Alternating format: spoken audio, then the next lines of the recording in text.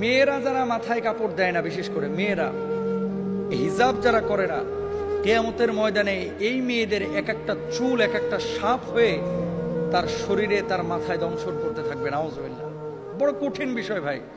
নামাজ পড়া ফরজ, রোজা করা ফরজ, হজ করা ফরজ, যাকাত দেওয়া যেমন ফরজ, পর্দা করা ছেলেদের এবং মেয়েদের তেমনই ফরজ।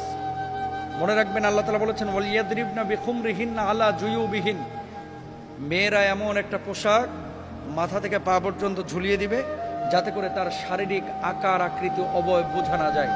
আজকে সামান্য একটু ফ্যাশন করার জন্য, নিজেকে জাহের করার জন্য, প্রেজেন্ট করার জন্য, মানুষের সামনে আমার সিল্কি চুলগুলোকে প্রকাশ করার জন্য আজকে আপনি যে পর্দার খেলাফ কাজটা করতেছেন, এই সিল্কি চুলগুলোই কিয়ামতের ময়দানে এক একটা ওই রাসেল ভাইপারের মতো আক্রমণাত্মক হয়ে যাবে। এই চুলগুলো আপনাকে মাথার উপরে দংশন করবে। কেন আমরা বুঝি না? ছেলেরা এবং মেয়েরা দুপক্ষকে পর্দা করতে হবে, চোখটাকে অবনমিত রাখতে হবে। মেয়েদের পর্দা তো পুরো শরীর, আর ছেলেদের পর্দা হচ্ছে নাভি থেকে নিয়ে হাঁটু পর্যন্ত। এই অংশটা যদি এক চুল পরিমাণ কেউ খোলা রাখে, আল্লাহর আদালতে তারা দাঁড়াইতে হবে। তো মেয়েরা মুখমণ্ডল, হাতের তালু, পায়ের পাতা এগুলো বাড়ির মধ্যে খোলা রাখতে পারে, আর বাইরে চেষ্টা করবে পুরো হিজাব মেনটেন করে তার সৌন্দর্য যাতে করে প্রদর্শন না হয়।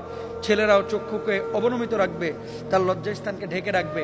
এমন কোনো প্যান্ট ছেলেরাও মেয়েরা ব্যবহার করবে না যেটা জড়সড় শারীরিক আকার আকৃতি বোঝা যায়, ফিজিক্যাল স্ট্রাকচারটা বোঝা যায়। এটা সম্পূর্ণরূপে হারাম। আল্লাহ বোঝার তৌফিক দান করুন।